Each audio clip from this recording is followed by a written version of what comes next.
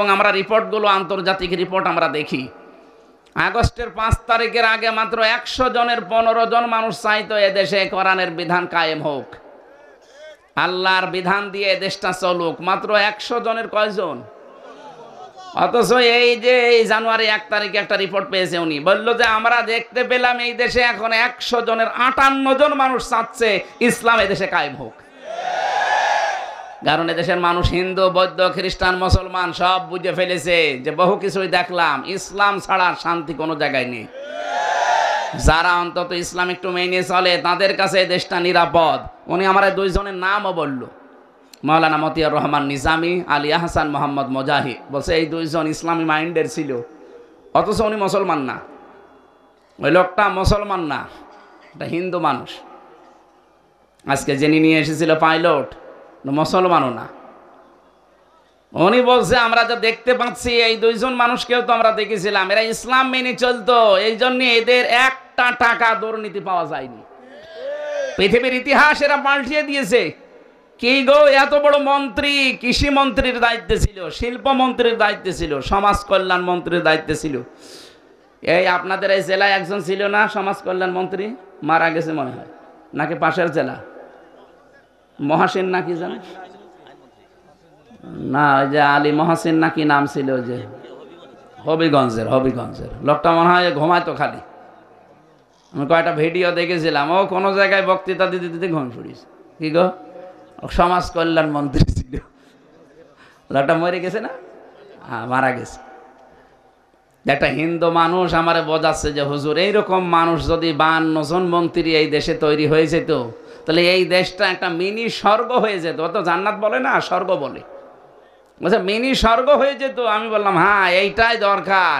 এই দেশে শুধু 300 জন এমপির ভেতরে 151 জন এরকম তৈরি হোক, তাদের 620টা বাড়ি হবে না, তাদের একটা বাড়ি। আমি পাবনায় গিয়েছিলাম, মাওলানা মতিয়ার রহমান নিজামী সাহেবের বাড়ি, একজন মন্ত্রী, কয়েকবারের এমপি, তার বাড়ি এখনো টিন উপরে, নিচে চাটাই দেওয়া আর মাটির দেওয়াল। আর আমরা শুধু মেম্বার হতে দেরি। তো মানুষ তো এমন সব বুঝে ফেলেছে ভাই। তারা হিন্দুরাও বলছে যে না, এদেশে ইসলাম ছাড়া শান্তি পাওয়ার কোনো রাস্তা নেই। আপনি দেখেননি সেদিন আমিরে জামাত ডাক্তার শফিকুর রহমান খুলনা গিয়েছিল, খুলনা কয়রা, ওখানে একজন হিন্দু নেতা সে এসে বলছে দেখেন যা দেখলাম, যা বুঝলাম এই দেশে, ও তো আল্লাহ বলতে পারে না, একেবারে বলছে উপরওয়ালার বিধান ছাড়া শান্তি হবে না। তারা বুঝে ফেলছে, আর আপনি এখনো বোঝেন না মানে? নাকি না বোঝার ভান করে আছেন? এই ভান বাদ দেন, ভান বাদ দেন। এখন সময় চলে এসেছে, যেহেতু এই কয়েক মাসে 15 থেকে 58 হয়ে গেছে, আর কিছুদিন যেতে দেন। ইসলামের যে জোয়ার সৃষ্টি হয়েছে, 100 জনের 100 জন মানুষ বলতে বাধ্য হবে যে আমরা ইসলামে দেশে চাই। মানুষ যখন ভিকটিম হয়ে যায় তখন তার দিক দ্বারা ঠিক থাকে না। আমি নিজে ছিলাম তো, নিজে বুঝেছি যে ভালো মানুষ ধরে নিয়েছে, আপনি টাকা চাবেন, আমারে নিয়েছে, বলছে 10 লাখ টাকা দেন, নয়তো 50টা মামলা দেব। মনে হচ্ছে টাকা আমার বাবার কাছে পাই, সে টাকা চাচ্ছে। আগস্টের 5 তারিখের পরও আমরা দেখলাম অনেককে চাঁদাবাজি করতে, মনে হচ্ছে টাকাও পায়, যে বলছে দেন। আরে ভাই, চাঁদাবাজি না করে আমিরে জামাত বলে না যে ভিক্ষা করে খাবেন। আপনি মানুষ চাঁদাবাজি করেন, ঢাকা তো এত খারাপ না। হ্যাঁ, এই আমি 19 সালে আমার মাহফিল ছিল সিরাজগঞ্জে, ওই যে লালন শাহ সেতু পার হয়ে গাড়ি আমার আটকিয়ে দিল ডাকাত, যা ছিল শব্দ নিয়ে নিল, ড্রাইভারকে দিল 2 চড়, দিয়ে ওর মোবাইলটা নিয়ে নিল। নিয়ে আমি বললাম ঠিক আছে চলেন। হুজুর দাঁড়ান, যাবেন যে চলে, এখনো কুষ্টিয়া কত দূর, তেল মেল লাগবে না, কিছু আছে? না, আর কিছু নেই। তো ওখান থেকে 500 টাকা বের করে বলছে যে 5 লিটার তেল কিনে নেবেন, নিয়ে বাড়ি যাবেন। ড্রাইভার কিছুক্ষণ যাওয়ার পরে বলছে হুজুর এ ডাকাত হলেও ইমানদার ডাকাত। আমরা তো এরকম ইমানদার ডাকাত দেখতে পাচ্ছি না, ইমানদার ডাকাত না। এই কয়েকদিন আগে নারায়ণগঞ্জ বন্দর এরা 12:30টার পরে গেছে এই চাঁদাবাজি করতে। এত বড় সাহস, গাইবান্ধার জজের কাছে 50 লাখ টাকা চাঁদা ছিস। বসে আমি রাতের বেলা চাইলাম, কে গো, মানুষ টের পাইলো কি করে? আরে শয়তান, রাত 12টা 1টায় বলে আমি চাঁদা চেয়েছি, মানুষ টের পেলো কি করে? কি মেশিং ওরা লাগিয়ে বসে আছে জানেন আপনি? আমি নিজে দেখিয়ে এসেছি রিমান্ডে। আপনি পায়খানায় বসে বসে কি করছেন সেটা ওরা দেখতে পাচ্ছে। এত বড় কঠিন জিনিস ওদের হাতের মুঠার ভেতরে। গোয়েন্দা বিভাগের এখন বলছে যে আমরা দেশটা শুধু দেখতে চাচ্ছি যে কে কিভাবে কি করে, সব তো আমাদের নখদর্পণে আছে। এজন্য আপনি থামেন, দলের নাম নিয়ে হোক আর নিজের পরিচয় হোক, যা করছেন একবার যদি ওই 4 দেওয়ালের মাঝে চলে যান না, কোনো বাপ আপনাকে বের করবে না। কত অসহায় হয়ে থাকা লাগে, আমি নিজে তো দেখেছি 3টা বছর, কেউ কারো না।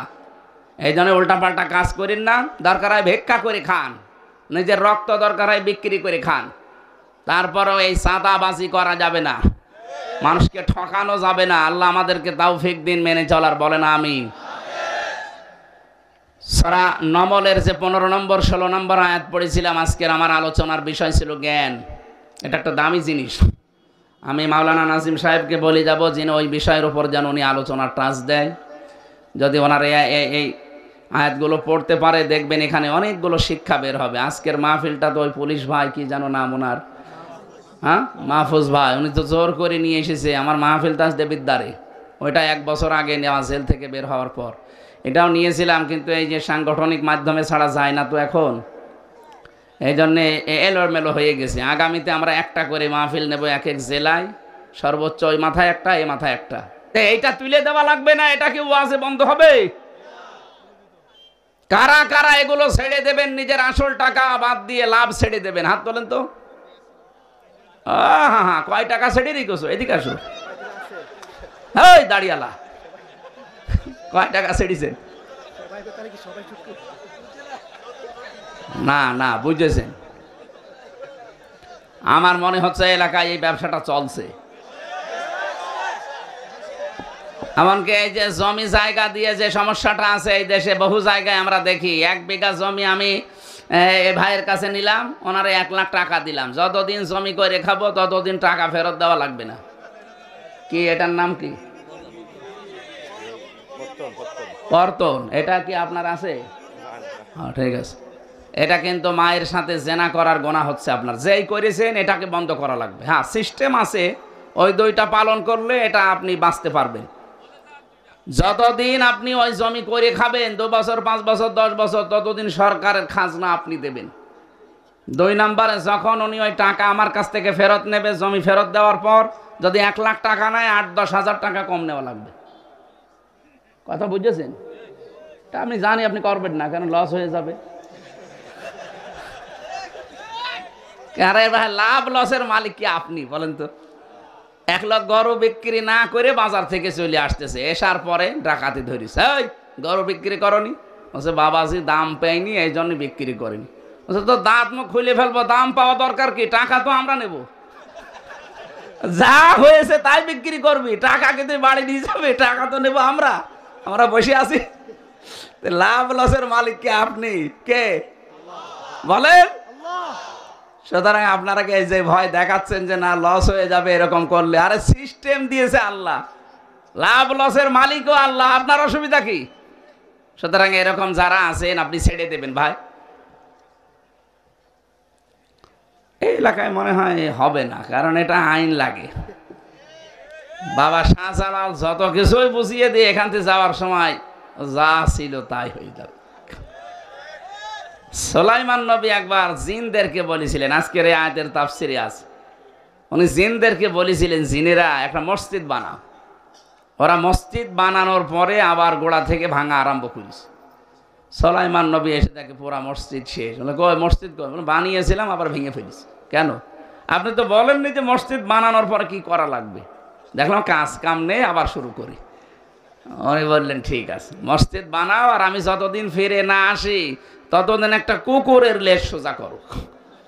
ওরা ঠিক মসজিদ বানানো কমপ্লিট করে একটা কুকুর ধরিয়ে এনে লেজ ধরে টানাটানি করে, লম্বা হয়ে যায়, যে ছেড়ে দেয় আবার কাছে যায়। আরে কি গো, এ কি কুকুর? ওলাই তেল মোবাইল নিয়ে আয়, তেল মোবাইল নিয়ে টানাটানি করে, যেই টানে লম্বা হয়, ছেড়ে দেয় কাছে যায়। না, এ হবে না, বাঁশ নিয়ে জায়গা মতো বাঁশ দিয়ে টাইট করে বেঁধে রাখ। 2-3 দিন একাধারে বেঁধে রেখেছে, মনে কাছে সোজা হয়ে গেছে, যেই খুলে দিয়েছে আবার যাচ্ছিল। সুলাইমান নবী এসে দেখছে ওরা টানা টানিতে ব্যস্ত। কি হুজুর, কি কুকুর? এ তো ডিজিটাল কুকুর। এত করি আমরা টানাটানি করি, মনে হয় যে লম্বা হয়ে গেল, যেই ছেড়ে দে আবার যাচ্ছিল। তাই এই 15.5 বছরে আমরা এরকম একটা কুকুর পেয়েছিলাম, যত টানি দেখে হ্যাঁ ঠিক হয়ে গেল, যেই ছেড়ে দিয়ে যা আবার যাচ্ছিল। তাই আল্লাহ যাক আমাদেরকে বাঁচিয়েছেন কুকুর থেকে। আপনি আবার কুকুর বললাম বলে মনে করি না যারা পালিয়ে গেছে আমি ওদের বলছি। ছিল, এ দেশে ছিল না, জনগণ বহু চেষ্টা চালিয়েছিল, অনেকে জীবন পর্যন্ত দিয়ে চেষ্টা চালিয়েছে যে দেখি হয় কিনা। না, কুকুরের লেজ যেমন ওদের স্বভাবও সেরকম, পাল্টাতে পারেনি মানুষগুলো।